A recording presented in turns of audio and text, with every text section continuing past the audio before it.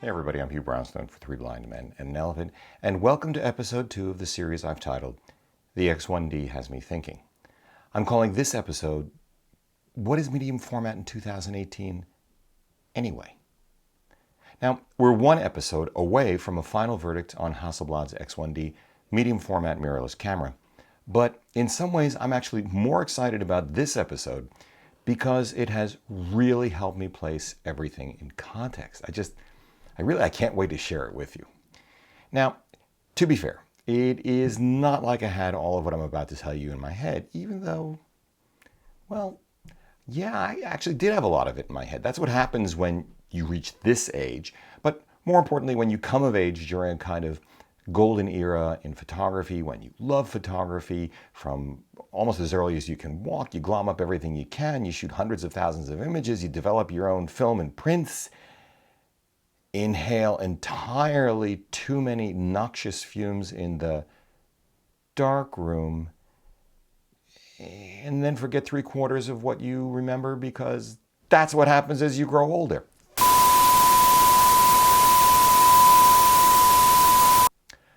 Which is why we have the web. So I have lifted liberally from a number of sources online in order to create really a super abbreviated summary to help me understand how medium format came to be, how Hasselblad came to be, what made it so special originally, how things have changed, and what, if anything, hold that thought, though I'm happy to have your civil comments in the section below. Please, I welcome them. Makes it special today. I'll put in links below to the sources and images I've used. At the same time, if you're already deeply familiar with all of this history, you'll probably also appreciate my frustration at how much I'm choosing to leave out, including basically the entire history of cinema and its relationship to photography. In any event, it's in episode 3 that I'll place the X1D in this context and give you my thoughts on the camera itself. So let's get into it, but I'll cut to the two things that stand out to me above all else. One, I'm going to show you how the history of photography has always been the history of making things smaller, faster, more usable, more accessible, better, and cheaper. And two, the history of medium format photography is no different, accounting for its initial success and its later struggles. So, here we go.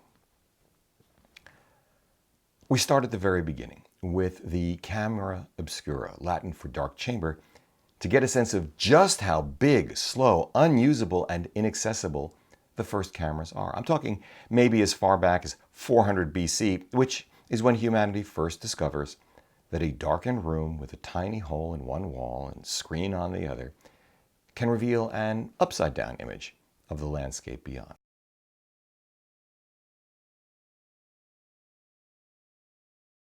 The first cameras can be as big as entire buildings and not smaller than entire rooms. They are not designed to capture decisive moments. It's just not possible. You have to build the sucker first, although more likely you already have the building and you put a pinhole in it. You have to know exactly what it is that you're trying to see. Interestingly enough, at this juncture, capturing anything is basically magic, which is already difficult enough as the image only lasts as long as there's light from the outside, and that image is not particularly sharp nor bright. Just an aside, Cartier-Bresson did not coin the phrase decisive moments centuries later, though he was the photographer whose work inspired use of the phrase.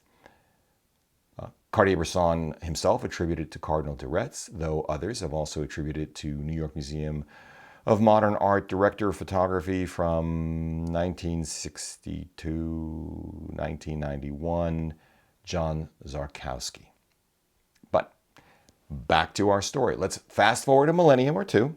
It's now the mid-16th century, and people figure out that sharpness and brightness improve with the addition of a simple lens. Permanence is addressed not long afterward, when for the first time the screen is replaced with glass and paper for tracing. Some experts today believe that 17th century Dutch master Johannes Vermeer, for example, used a camera obscura for some of his paintings. This painting, well, I grew up with a print of it in our home. And while 19th century French painter Paul Delaroche will say that painting is dead because of photography, the flip side is that more than a few art historians now believe that the artistic backlash against photography manifested itself in Impressionism, Post-Impressionism, Cubism, and Surrealism. Picasso or Dali, anyone?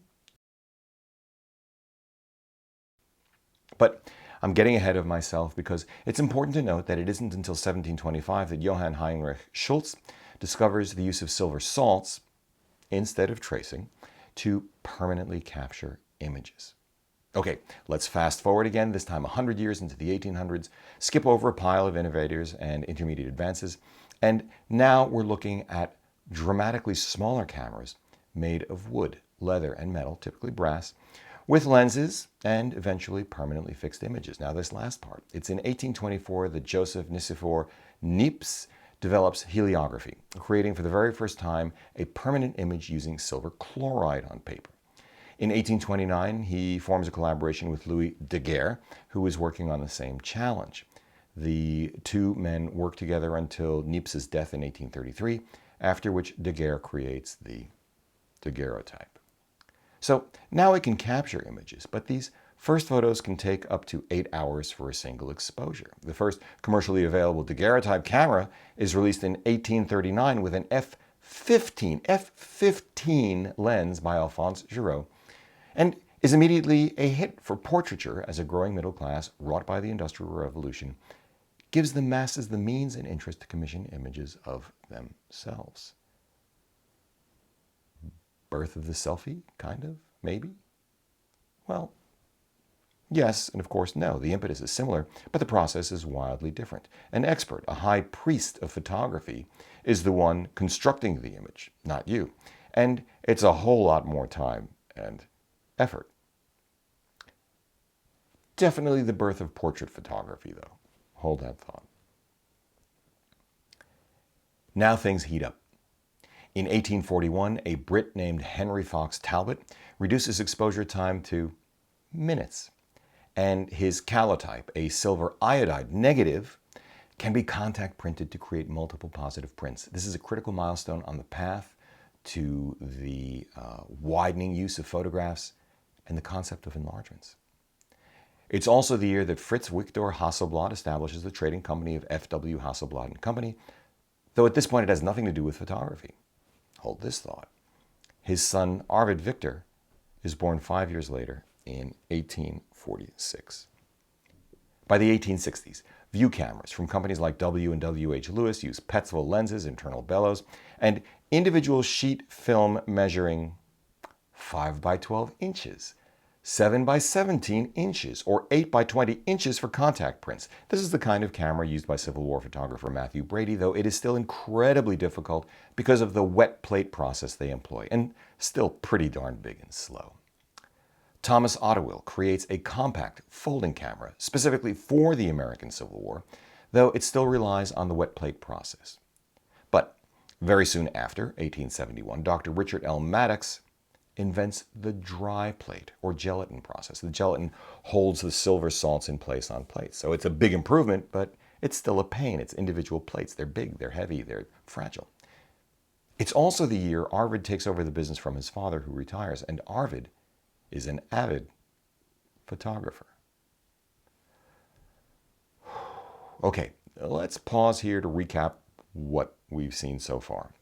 Improvements in camera's size, speed, ease of use, and image quality have always been critical, and at this point, the pace is picking up. Photography as a hobby for the masses is not yet a concept. Medium format is not yet a concept. Arvid Victor Hasselblad, coming from a well-to-do family, is intrigued because photography is just becoming the high-tech industry of the era, though it will, quickly enough, have to share that title with electricity. This is the era when Arvid matures as a businessman and becomes a father. His son Carl Eric is born in 1874. So fast forward again, maybe a decade, 1883, when a company named Bausch & Lomb invents the diaphragm shutter and signs an agreement with Zeiss to be its sole US distributor. Arvid is now 37 years old.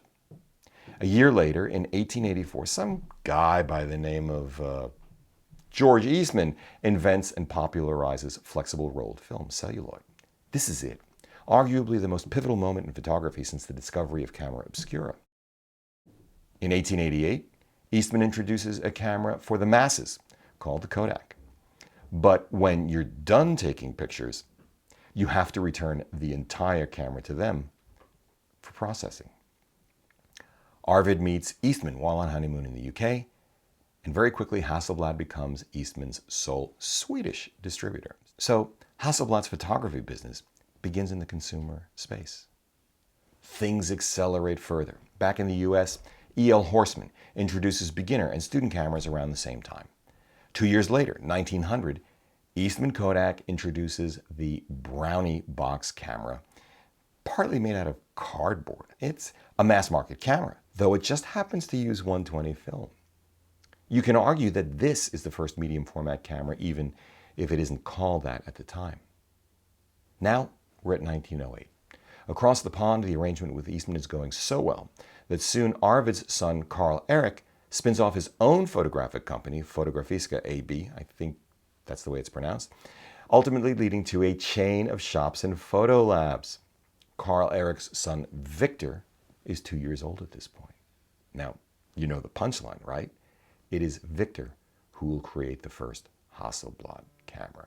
Back to our timeline in the US. It's now 4 years later, 1912. Rochester, New York-based Graflex, a stone's throw from Eastman Kodak, also in Rochester, introduces the Speed graphic press camera. It's a spiritual heir to the foldable bellows cameras of half a century earlier, but now it's all metal except for the bellows, sports a focal plane shutter with a top speed of 1/1000th of a second, ergo the name Speed, and in its most popular variant uses 4x5 sheet film. Now, initially, you focus by looking at the ground glass at the rear of the camera. Later on, it will become available with a rangefinder and or a wireframe viewfinder. It's complicated. It's got 2 shutters, 2 steps to set the shutter, and eventually, a good thing actually, a reasonable reason for having complexity, multiple types of film backs. It's the camera that famed crime scene photographer Arthur Felig, Ouija, uses. It's the camera that Barbara Morgan uses to capture dancer Martha Graham's choreography, and between 1942 and 1953, many years from now at this point in our story, it will be the camera used for every Pulitzer Prize-winning photograph, including Rosenthal's Marines raising the flag at Iwo Jima. So let's just think about that for a moment. At this point, medium format, and I don't think it's yet called this at the time, is for the masses. Pros pretty much standardize on 4x5 sheet film. But Europe isn't exactly standing still, so let's return to 1913, 1 year after the Speed graphic is born, and Germany. Leica introduces its first prototypes for a compact camera designed for landscape photography while hiking and biking, using a novel horizontal transport of 35mm cinema film. In 1925, Leica introduces the Leica 1, an incredibly small, then and now, camera with a focal plane shutter with a top speed of 1/500th of a second. At this point, Victor Hasselblad is 19 years old and has just been sent to Dresden by his father, Carl Erik, to learn everything he can about photography and the photography business. I mean, he's right in the thick of things, the epicenter of high tech, and of course, he already well knows the Graflex. I mean, who doesn't? The design brief for the Leica 1 is the antithesis of the Speed graphic. The 1 is to be a small camera with a small negative, so enlargement is required. Leica first tries to use an existing Zeiss Tessar, but get this, the coverage is insufficient because it's designed for an 18x24 cine use. Sound familiar? Leica then develops a 53.5 based on the Cooke triplet. In 1932, Leica introduces the Leica 2 with built-in rangefinder for focusing, but it uses a completely separate window for the viewfinder for composition. The Model 3 adds slow shutter speeds down to 1 second, and the 3A, the camera I own and first inspired me, a camera bought secondhand by my mother from Bauhaus-trained children's photographer Hilda Hubbock, adds top speed of 1/1000th of a second. Victor Hasselblad is now in his mid-20s and sees all of it. The 3A is produced through World War II all the way to 1954, when Leica introduces the M3 with bayonet mount. But let's rewind and return to 1920 Germany and another new company on the scene, RODElink. In 1920, RODElink begins as an optical instruments manufacturer. But in 1929, great timing, it introduces the first RODELink, a twin-lens reflex camera using 117 film. Same as 120, but with different spools. I think of this as the first high-quality, pro or high-end enthusiast-oriented medium format camera. You may have other ideas. Please share them below. Happy to learn from you guys. It's everything the Brownie isn't. Beautifully built, super high quality, and with, again by the standards of the day, an incredibly large and bright viewfinder, which gives the closest approximation of what the composition of the actual image will be. It isn't aimed at the masses, but, as I said, professionals and high-end enthusiasts. Robert Capa uses its successor, the Standard, during World War II, though he also uses another German manufacturer's camera, the Contax II. This is a rangefinder camera that some assert is the first modern 35 because it has a built-in light meter. But back to the RODElink. On a more positive note, an unknown street photographer working in the 1950s and 60s named Vivian Meyer will eventually be discovered and appreciated.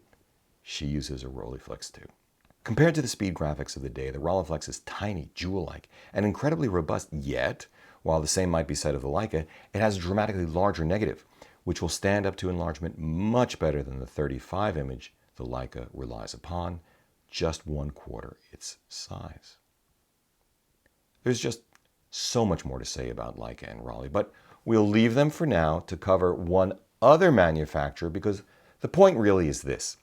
These are the cameras, the films, the formats, the lenses, with their strengths and weaknesses, Victor Hasselblad knows as he enters his 30s and the shadow of imminent war widens across Europe.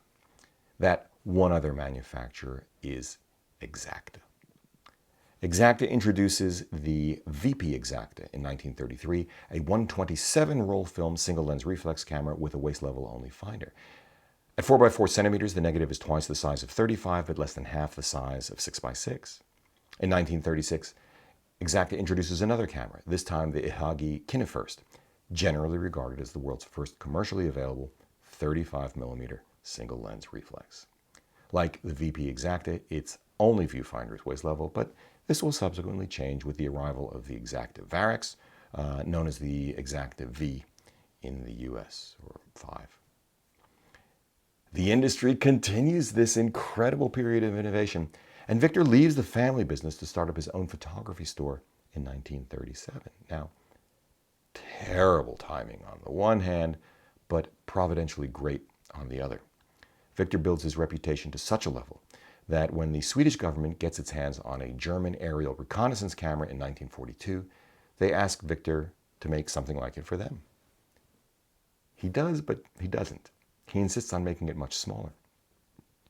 By 1945, Hasselblad has delivered more than 300 cameras to the Swedish Air Force. But, as you may know from your own reading, or perhaps from watching Tony and Chelsea Northrup's just excellent video on Hasselblad, again, I'll put in links below, along with a link to a 1967 TV interview from which much of this is taken. What Victor really wants to do is make high-quality civilian cameras. And immediately after the war, he starts this in earnest. The result, in 1948, is the introduction of the 1600F, which in part is designed by Sixten Sasson, the designer of the first Saab, the Saab. Interesting that extraordinary industrial design is coded into Hassie's DNA from the beginning. Hold that thought too.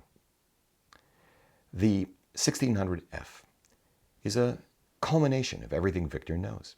He takes the best of every camera he's ever seen while addressing their shortcomings too.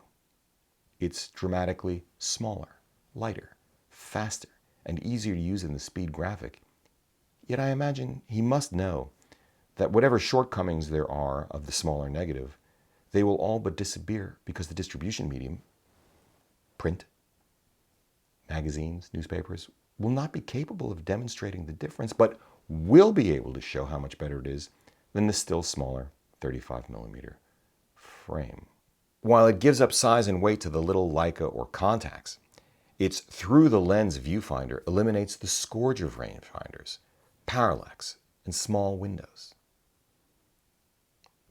Unlike the RODElink with which it shares film format and build quality, the 1600F boasts extreme modularity, coupled with a through-the-shooting lens viewfinder rather than the RODELInk's second viewing lens above the shooting lens to make it more precise and flexible. And while the Germans have been making single-lens reflexes at that point since the 1930s, Hasselblad's commitment to the larger 6x6 format and total modularity stand in sharp contrast to those earlier efforts.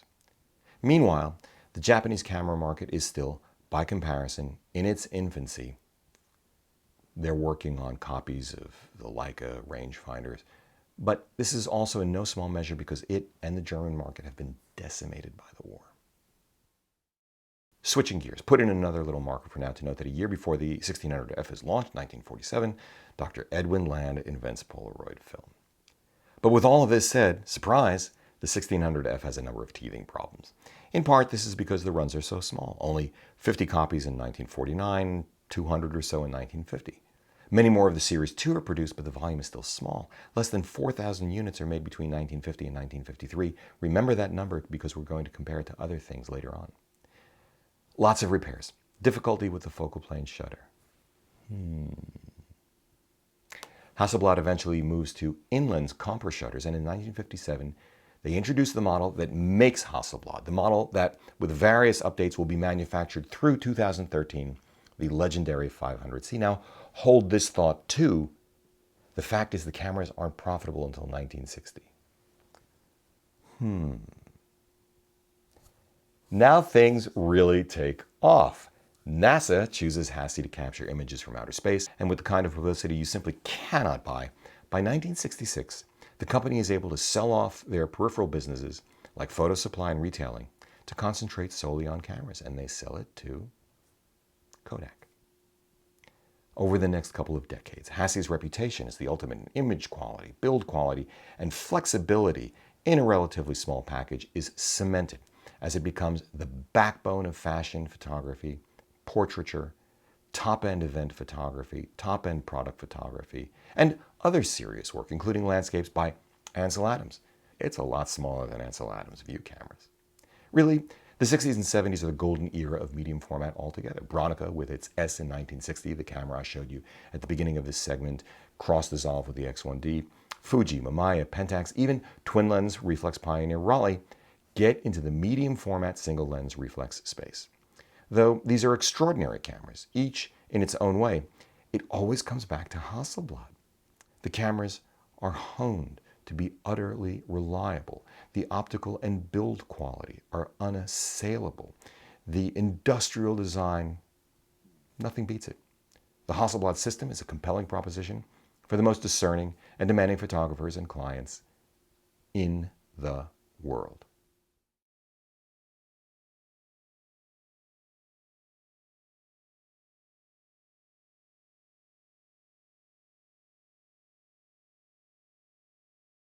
But RIP, the speed graphic is made until 1973, but its time is over well before then, because nothing is forever.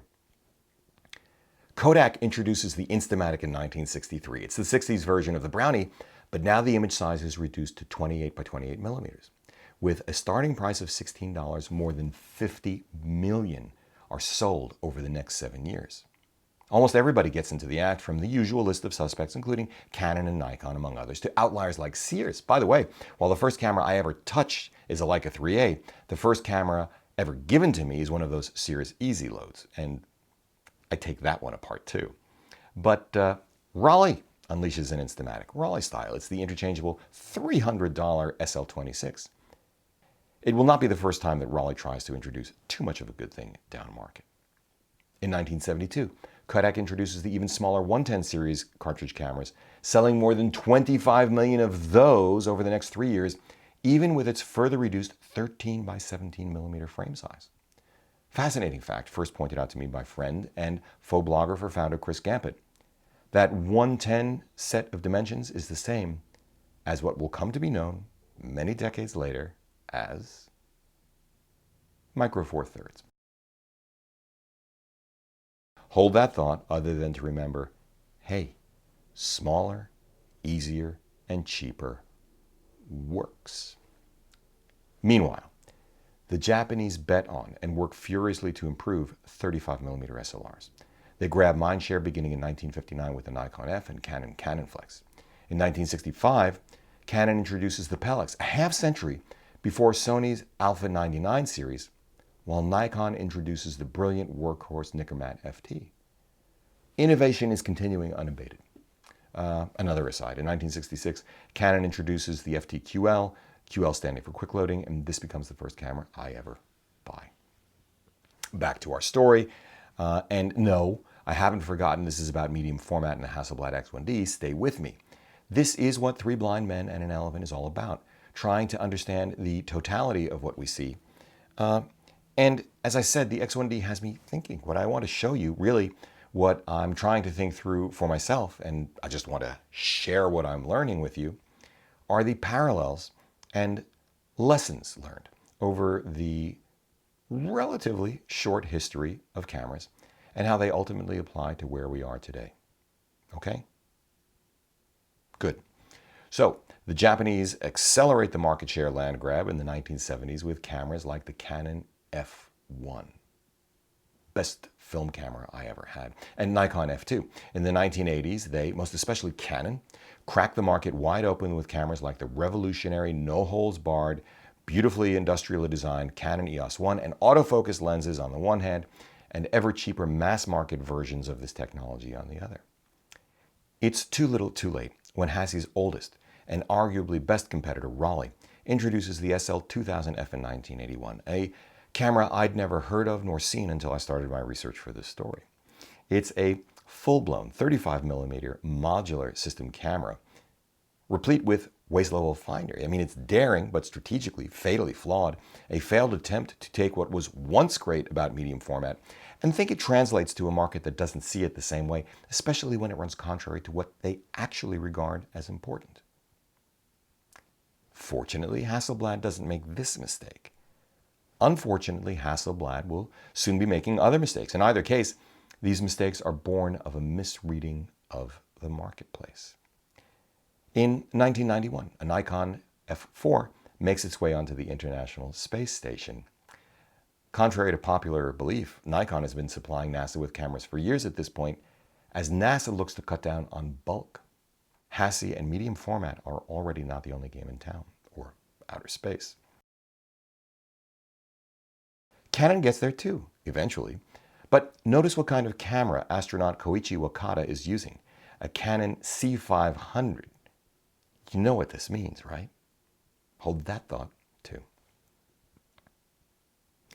As digital sensors hit the market in the 1990s and begin an inexorable race to image quality supremacy by following Moore's law and shifting the balance between hardware and software design, Hasselblad, not just Hasselblad, Leica, Rollei, Mamiya, Fuji, even Contax with its gorgeous autofocus 645, introduced in 1999 and discontinued just 6 years later, begins to lose strategic clarity.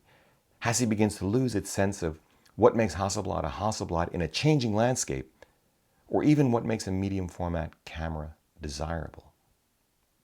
The company struggles to find an economically viable way forward, but begins to lose control of its destiny in the process through a succession of owners and collaborations. After half a century, it brings out a fundamentally new medium format camera, an autofocus-enabled bridge from film to digital using the smaller 6 by 4.5 centimeter format called the H1D.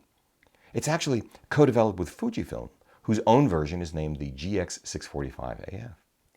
You can argue that this is a very good thing at the time in terms of buying into manufacturing expertise, sharing R&D, and economies of scale. They also do this with the panoramic 35mm X-Pan. Fuji calls theirs the TX1. And in fact, that collaboration has continued through the H6D. Yet, you can also argue that in this collaboration lie the seeds for problems downstream. Hold this thought too. Perhaps the nadir of Hassie's storied existence is the collaboration with Sony to OEM Sony's consumer cameras beginning in 2012. Now, this is not a knock on Sony, nor the idea that collaborating with Sony is a bad idea per se. After all, a few years later, the H6D 50C, 100C, and the X1D itself will all be using Sony sensors. But this earlier particular deal is from the get-go an ill-conceived attempt by Hasselblad to jumpstart a move into higher volume digital cameras by gussying up someone else's camera's whole cloth, no real co-development here, and charging Hassie prices. Like the €8,500 HV, a reskinned Sony SLT A99. This leads Hasselblad to an existential precipice both in terms of economics and relevance midway through the second decade of the 21st century. But at 3 minutes to midnight, Hasselblad responds with its own very original X1D in 2016, which brings us pretty much to where we are today. Of course, we now know, as we recap this segment, that there's nothing in Hasselblad's history to indicate that radically new product launches are easy, though, hey, no new launches are easy. Even the 2016 Apple MacBooks have had more than their share of gremlins. And in the early days following the X1D launch, it's no exception. The company is swamped with orders, but it is not until 2017 that the struggling company finally begins to deliver the X1D in volume. In the meantime, it faces not only the twin arrivals of Fujifilm's own medium format, same censored GFX50S, and Sony's medium format pixel count full frame A7R2, let alone the A7R3 a year later, but the primacy and gating image quality of web viewing on small screens, which prevent medium format from really showing off its image quality advantages. And expectations change. Suddenly, full frame and even micro Four Thirds cameras come in 2017 with pixel shifting technology and incredible 4K video. Suddenly, a growing number of smartphones are not only shooting computationally enhanced 12 megapixel stills, but 4K at 60 frames per second and up to 240 frames per second in full HD. What was once a compelling constellation of attributes shared by medium format cameras, embodied most successfully in Hasselblad, is now, for the most part, usurped by smaller, cheaper, faster, hybrid cameras and new distribution media. I mean, who needs modular backs when you can dial in ISO, amount, and kind of color? How important is a slightly dimensionally larger sensor when the difference in surface area is reduced from 4:1 to 1.67:1, and most images, professional or otherwise, will be viewed on mobile devices delivered across the compression-happy web? Who needs modular viewfinders when you've got rear LCD panels and or on-camera field monitors, though, hey, if you want them, there are modular EVFs like Zacuto's Gratical, or built-in articulating EVFs like the one found, and I like so much, on Panasonic's GX5. How much better is medium format glass? How much better is medium format resolution, color, and dynamic range? How much easier is medium format to use? How much more robust? How much smaller and simpler is it? Is it? Where does video fit into the mix? In short, what is the unique selling proposition of medium format digital cameras in 2018? What is the unique selling proposition of Hasselblad's in 2018? What are their unique value propositions? And how well does the X1D measure up against the answers? Finally, with white-hot drone manufacturer DJI, the latest and now majority shareholder of Hasselblad, what does this portend for the X1Ds and Hasselblad's future? Now, of course, don't get mad at me. I'm not going to tell you what I think quite yet. This is all part of episode 3 because that's what cliffhangers are for. That's part of storytelling. But I'd love to know what you think the answers are in the comments section below. Guys, hey, thanks for hanging in and making it all the way to the end with me. If you like what you've seen here today, you know the drill. Please give a thumbs up, subscribe, join the conversation below, share, add to a playlist. Consider supporting our work by using our no-cost-to-you affiliate links or even making a direct contribution via the PayPal link also down below. As always, we thank you for it. for Three Blind Men and an Elephant. See you soon.